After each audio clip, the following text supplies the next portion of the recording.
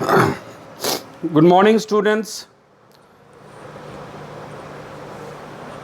Welcome to the second class of BPSC 66 PT. आज हम लोग बात करेंगे एटिमोलॉजी ऑफ इंडिया यानी भारत की व्युत्पत्ति। चीज़ें आप जानते हैं, कंटेंट्स आप जानते हैं, बट सिर्फ उसको अरेंज करना है। ऐसे ये इम्पॉर्टेंट हो सकता है और इसको ध्यान से आप लोग सुने। अब देखिए, अब बच्चों देखिए कि हम लोग 3 शब्द इस्तेमाल करते हैं। इंडिया, दूसरा शब्द इस्तेमाल करते हैं भारत, और तीसरा शब्द इस्तेमाल करते हैं हिंदुस्तान। आज जो हमारा चर्चा है, आज के क्लास का जो हमारा चर्चा है, वो इंडिया, भारत और हिंदुस्तान के उत्पत्ति पे ये चर्चा रहेगा। What is the origin of India, what is the origin of the word Bharat and why Hindustan word is being used. ये जो शब्द है हिंदुस्तान हम लोग क्यों इस्तेमाल करते हैं, इसका महत्व क्या है, भारत शब्द का महत्व क्या है और इंडिया शब्द का महत्व क्या है। और शुरू करने से पहले चलिए बच्चों हम लोग जरा मल्टी डायमेंशनल अप्रोच ले ले। हम लोग बहुदृष्टिकोण से इस क्लास को स्टार्ट करें और इसमें हम लोग देखते हैं कि भारत का संविधान यानी भारत का संविधान का अनुच्छेद 1 ये कहता है, भारत का संविधान का अनुच्छेद ये कहता है कि भारत अर्थात इंडिया राज्यों का संघ होगा। Article 1 of the constitution says India that is Bharat shall be A union of states. अब देखिए, आपके भारत का संविधान जो कॉन्स्टिट्यूशन ऑफ इंडिया है, दोनों शब्दों का इस्तेमाल किया है। यानी कि यदि भारत शब्द यदि आप सांस्कृतिक, ये भारत के संस्कृति को बताता है, तो इंडिया शब्द जो है भारत के आधुनिकता का ये आधुनिकता को ये बताता है। कहने का मतलब है कि यदि शब्द इंडिया, यदि वर्ड इंडिया रखें तो इंडिया का शब्द है कि एक आधुनिक देश का प्रतीक समझ में आता है, ऐसा हम लोग को लगता है। लेकिन यदि भारत शब्द इस्तेमाल करें तो इससे हम लोग को सांस्कृतिक व्याख्या मिलता है, कल्चरल इंटरप्रिटेशन मिलता है। और आपका संविधान जो है, दोनों ट्रेडिशनल और मॉडर्न अप्रोच दोनों लिया गया है। आपके संविधान में ट्रेडिशनल और मॉडर्न अप्रोच दोनों को ही लिया गया है और इसीलिए कहा जा रहा है India that is Bharat shall be a union of state. यदि संविधान के अनुसार भारत या इंडिया को, इस देश को परिभाषित करेंगे तो इसका मतलब यह हुआ कि भारत अर्थात इंडिया राज्यों का संघ होगा। तो भारत और इंडिया के अलावा भी हम लोग तीसरा शब्द देखते हैं, वो है आपका हिंदुस्तान, वो है आपका हिंदुस्तान। आज मूड नहीं कर रहा, मूड खराब है। वो है आपका तीसरा शब्द, वो है आपका तीसरा शब्द यानी कि हिंदुस्तान। तो पहला पॉइंट हमारा बच्चों ये है कि भारत का संविधान जो है इस देश को परिभाषित करने के लिए सांस्कृतिक दृष्टिकोण को अपनाया है और साथ में आधुनिक एक अप्रोच भी आपके संविधान में है। So the constitution of India when it says India that is Bharat shall be a union of states describes India in terms of its traditional cultural interpretation as well as in its modern approach। अब चलिए बारी बारी से हम लोग ये तीनों शब्द का उत्पत्ति और तीनों शब्द का महत्व को हम लोग जानते हैं। तो पहला शब्द जो है बच्चों वो है आपका इंडिया, है ना। इंडिया यदि इंडिया जो है अपने आप में पूरा शब्द नहीं है, सही शब्द जो है, यदि आप इंडिया शब्द की उत्पत्ति को देखेंगे, if you look at the origin of the word India, सही शब्द है वो है आपका ग्रेटर इंडिया। सही शब्द है ग्रेटर इंडिया। सही शब्द है ग्रेटर इंडिया। सही शब्द है ग्रेटर इंडिया। ग्रेटर इंडिया का महत्व, यदि शब्द हम लोग ग्रेटर इंडिया की बात करें या ग्रेटर भारत की बात करें, तो भौगोलिक रूप से यह भारतीय उप महाद्वीप का द्योतक है।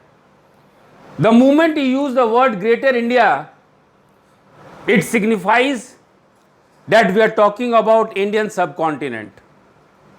और यदि इंडियन सबकॉन्टिनेंट, भारतीय उप महाद्वीप की हम लोग बात करें, तो हमारा कॉन्सेप्ट चला जाता है दक्षिण एशिया, साउथ एशिया, जिसका कि कल हम लोग डिस्कस किए थे कौन कौन देश जो है दक्षिण Asia, south Asia, southern Asia में आता है। तो साउथ एशिया, सदर्न एशिया को यदि सही शब्द दे, यदि आप कल्चरल शब्द दे, तो वो है ग्रेटर इंडिया। तो आपका बांग्लादेश भी ग्रेटर इंडिया है, श्रीलंका भी ग्रेटर इंडिया का भाग है, नेपाल भी ग्रेटर इंडिया का भाग है, पाकिस्तान भी ग्रेटर इंडिया का भाग है, अफगानिस्तान भी ग्रेटर इंडिया का भाग है। आगे के चरणों में हम लोग प्रूफ करेंगे इस बात को कि ग्रेटर इंडिया यानी कल्चरल भारत, सांस्कृतिक भारत, कैसे अफगानिस्तान इस संस्कृति का, भारतीय संस्कृति का एक अंग है। शब्दों से हम लोग कंक्लूजन में पहुंचेंगे, शब्दों से हम लोग निष्कर्ष पे पहुंचेंगे। अब देखिए, यदि हम लोग बात करते हैं इंडिया की, यदि शब्द है हमारा इंडिया, शब्द है हमारा इंडिया, अब इसकी उत्पत्ति कैसे हुई? आप ज्योग्राफी में भली भांति जानते होंगे कि तिब्बत से एक नदी का उत्पत्ति होता है जो भारत होते हुए पाकिस्तान में जाता है और अरब सागर में अपने आप को जो है ड्रेन कर देता है, अपने आप को न्यौछावर कर देता है। और वो नदी है आपका सिंधु नदी। वो नदी है आपका सिंधु नदी। वो नदी है आपका सिंधु नदी। अब देखिए, अब जब सिंधु में हम लोग जो शब्द इस्तेमाल कर रहे हैं वो है स, वो है आपका एस। तो भारत में एक नदी बहती है, प्राचीन नदी है सिंधु नदी, जिसमें शब्द है, पहला शब्द है श। और जब इस सिंधु नदी को अरबी लोग पुकारने लगे, ईरान के लोग पुकारने लगे, पर्सिया के लोग पुकारने लगे, तो वो लोग श को प्रोनाउंस नहीं कर पाते हैं। अरबी लोग से आप बात कीजिए, वो श प्रोनाउंस नहीं कर पाएंगे, श शब्द वो बोल ही नहीं पाएंगे। ईरानियों से बात कीजिए, वो श शब्द नहीं बोल पाएंगे। वो श के जगह ह लगा देते हैं। तो instead of using the word S, ये श के जगह ये लोग लगा दिए ह, श के जगह लगा दिए ह। और सिंधु नदी को पुकार में ईरानी और अरब लोग कहने लगे हिंदू। और यहीं से हिंदू शब्द की उत्पत्ति हुई। यहीं से हिंदू शब्द की उत्पत्ति हुई। तो सिंधु नदी को अरबी और ईरानी फारसी श के जगह उसको हिंदू कहने लगे। तो सिंधु के बाद एक नया नाम आया पुकार में, वो है आपका हिंदू। याद रखिएगा बच्चों, यहां जो शब्द है हिंदू, ये किसी धर्म का प्रतीक नहीं है। The word Hindu is not signifying any word, और the word Hindu is not denotifying, is not a symbol of religion here। तो हिंदू यानी धर्म के अर्थ में इसको नहीं लिया गया था। और देखा गया बच्चों कि खास करके यूनान में, खास करके ग्रीक में, और खास करके हेरोडोटस के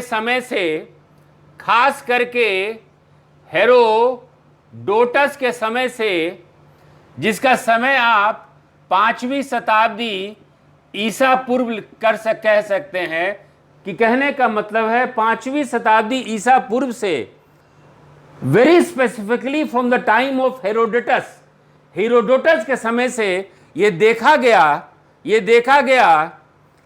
कि यूनान में, ग्रीस में सिंधु नदी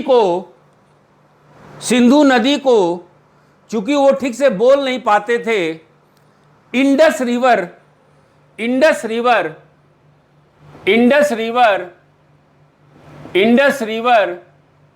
का संज्ञा दिया गया। आपके इंडस रिवर का संज्ञा दिया गया। और बाद में 9वीं शताब्दी में पुराने इंग्लिश में यह शब्द इंडस आने लगा, और 17वीं शताब्दी में इंग्लिश डिक्शनरी में यह शब्द इंडस से इंडोस हो गया।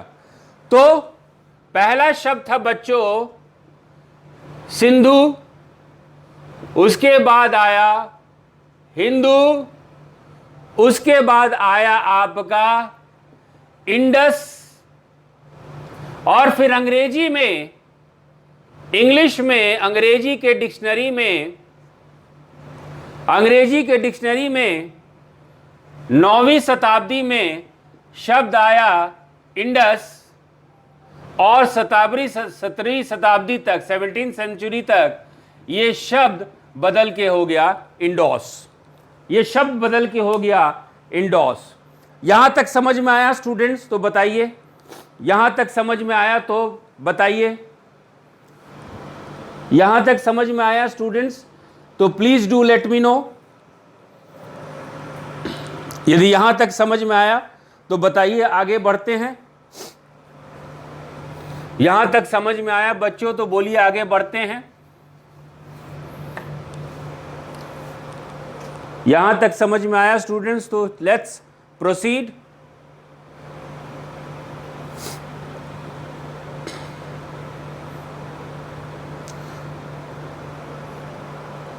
समझ में आया? चलिए, अब हम लोग देखते हैं कि ग्रीक भाषा में, यानी यूनानी भाषा में जो शब्द इंडिया आया, इसका मतलब हुआ region beyond the Indus river. इसका मतलब हुआ कि सिंधु नदी के पार वाला क्षेत्र। और यूनानी भाषा में बच्चों, और यूनानी भाषा में अब आप देख रहे हैं कि इंडस से इंडिया जो शब्द आया वो क्षेत्र को या क्षेत्र के बारे में बता रहा है, वो क्षेत्र जो सिंधु नदी के पार हो, that is land beyond the Indus river, that is land beyond the Indus river. तो हमारा निष्कर्ष ये निकलता है कि जो शब्द इंडिया है, जो इंडिया शब्द, निष्कर्ष हमारा ये है कि इंडिया शब्द जो है कि मूल शब्द है सिंधु नार। इंडिया शब्द का मूल शब्द है सिंधु नार, यानी सिंधु नदी, यानी इंडस रिवर, तो पहला निष्कर्ष बच्चों हमारा यह होता है कि जो आज आप इंडिया नाम देख रहे हैं देश का, वो सिंधु नार से लिया गया है। सिंधु नार का मतलब है सिंधु नदी, इंग्लिश में बोले तो Indus river. So the word India has come from Indus river. Bharat में जो शब्द इंडिया जो है इस्तेमाल किया जाता है, यह सिंधु नार शब्द से आया है। तो ये इंडिया के बारे में यह हमारा चर्चा था। अब चलते हैं बच्चों हम लोग भारत के बारे में चर्चा करते हैं। भारत के बारे में चर्चा करेंगे तो यहां पे भारत के बारे में 3 थ्योरी है, 3 तरीके का विचार है कि क्यों इस देश का नाम भारत पड़ा। Before discussing the word Bharat for this country, we should keep in mind that there are 3 views as to why this country is called Bharat. लेकिन इस शब्द को व्याख्या करने से पहले ये हम लोग जरूर जान ले कि ये शब्द जो है भारत का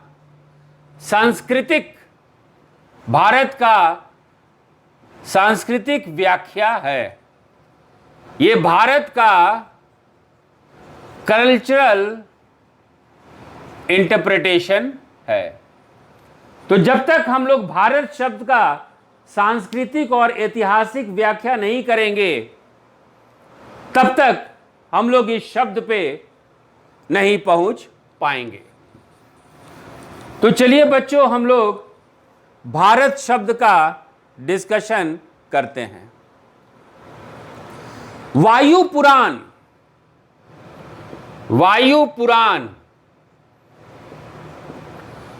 पुराण के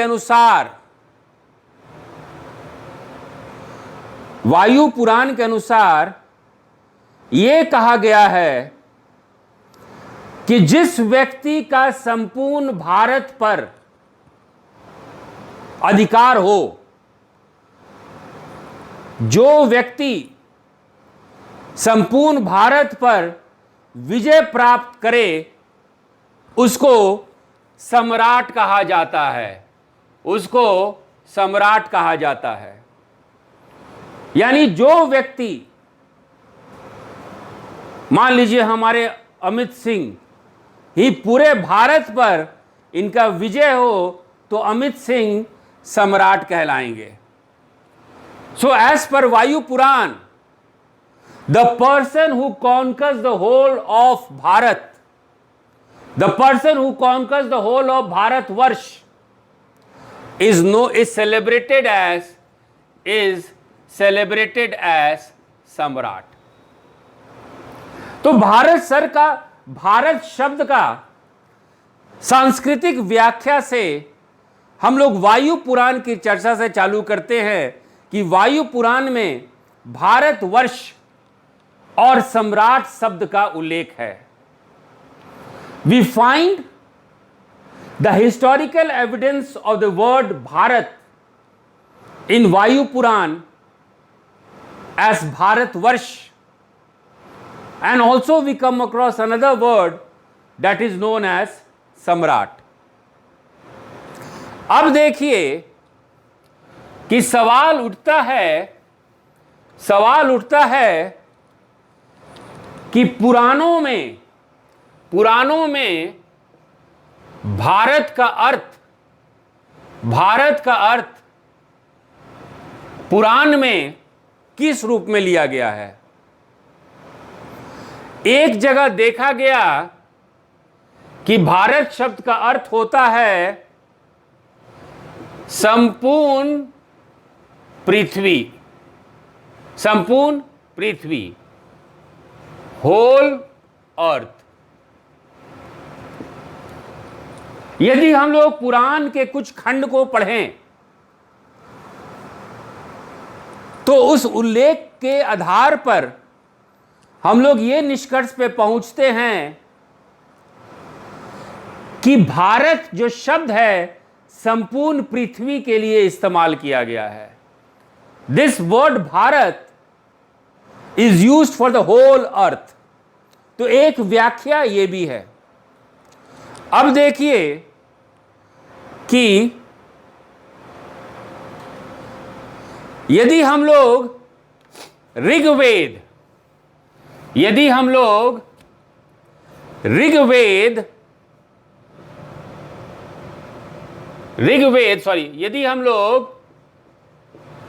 ऋग्वेद का उल्लेख देखें तो वहां पे एक शब्द है भारत का वृद्धि। भारत एक कबीला था, भारत एक ट्राइब था, भारत एक कबीला था और वहां पे वृद्धि नाम का उल्लेख है। यानी भारत कबीला, भारत ट्राइब का एक राजा था वृद्धि। और यदि आप ऋग्वेद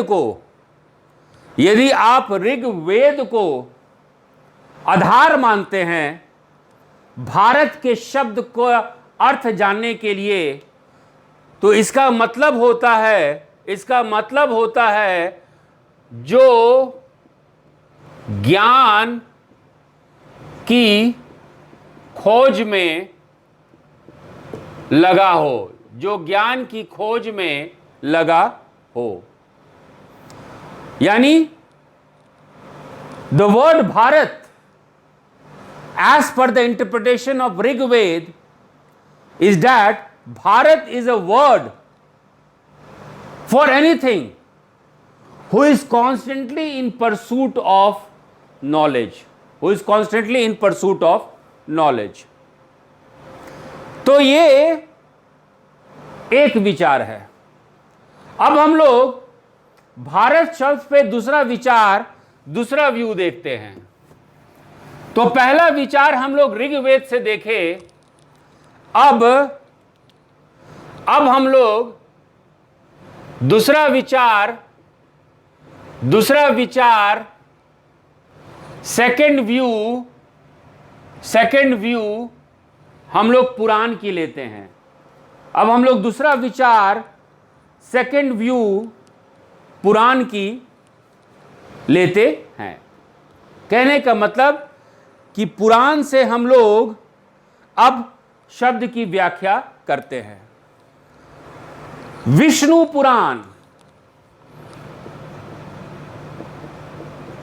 पुराण, वायु पुराण, लिंग पुराण, ब्रह्मांड पुराण,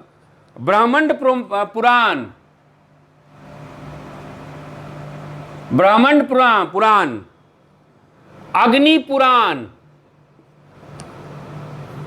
स्कंद पुराण, खंड पुराण,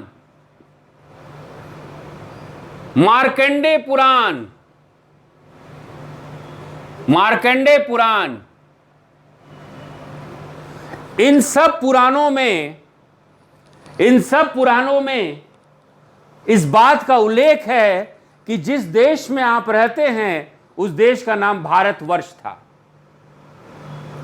पुराणों के अनुसार खास करके विष्णु पुराण, वायु पुराण, लिंग पुराण, ब्रह्मांड पुराण, अग्नि पुराण, स्कंद पुराण, खंड पुराण, मार्कंडे पुराण के अनुसार इस देश का नाम भारतवर्ष था।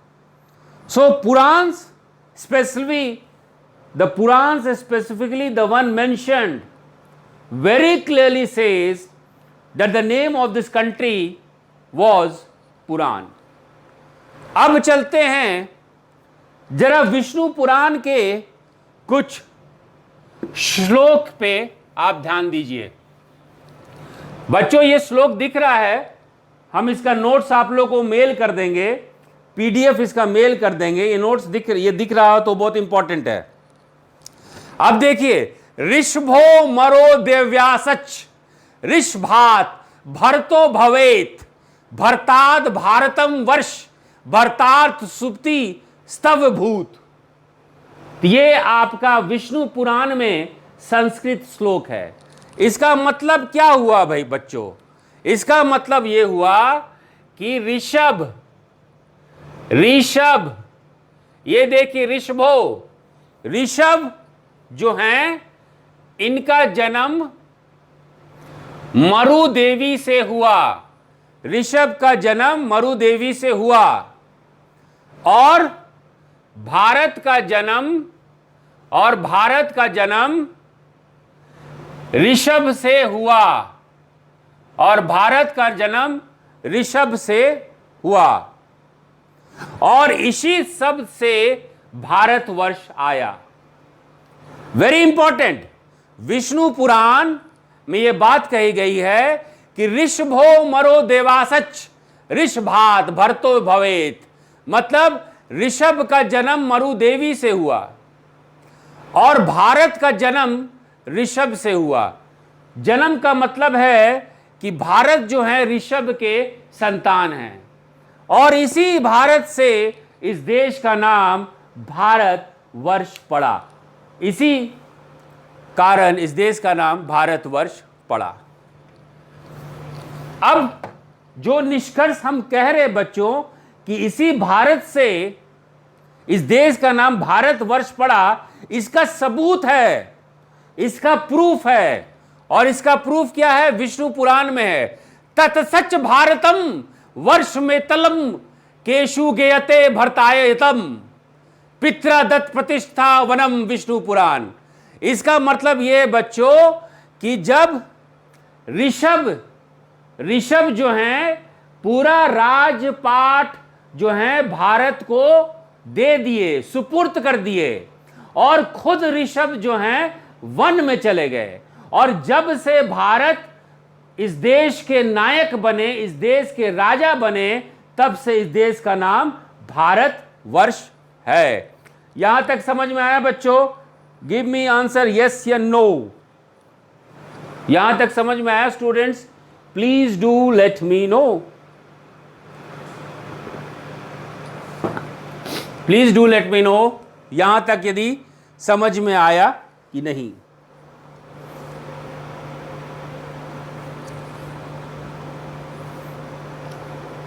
ओके, अब चलिए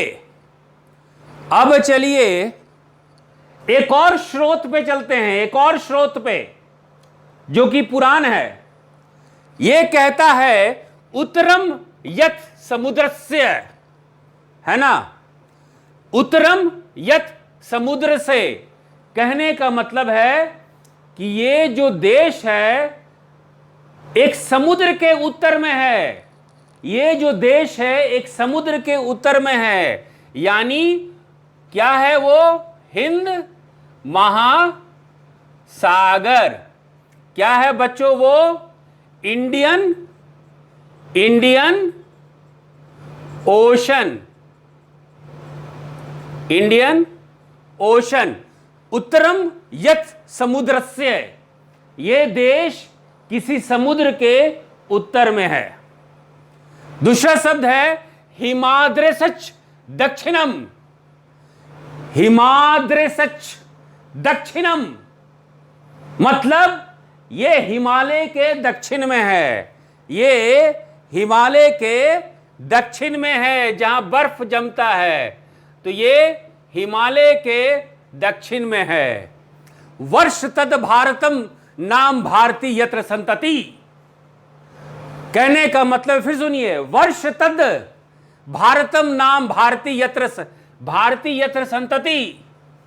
इसका मतलब है कि इस हिमालय और हिंद सागर के बीच में, हिमालय और हिंद महासागर के बीच में जो देश है उसमें भारत के संतान रहते हैं।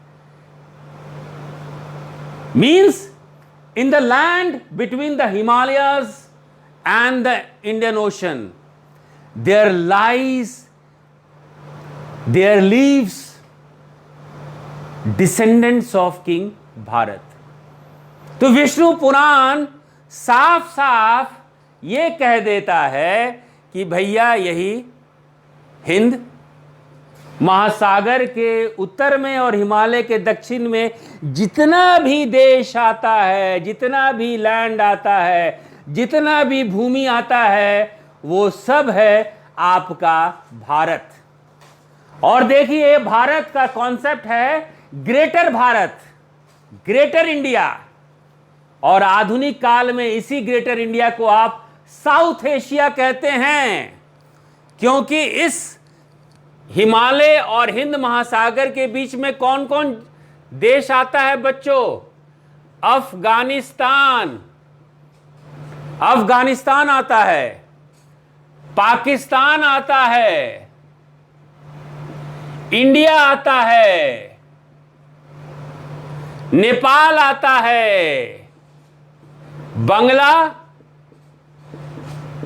आता है। समझ गए बच्चों? तो पुराण के अनुसार जो भी हिमालय, और हिमालय का अर्थ है यहां पे क्या है बच्चों? जिस पर्वत पे बर्फ हो, स्नो कवर्ड माउंटेन्स, तो वो आपका हिंदू कुश भी हो सकता है। तो अफगानिस्तान भी इसमें आता है। तो भौगोलिक दृष्टिकोण से एक ज्योग्राफी, आपका ज्योग्राफिकल एरिया पुराण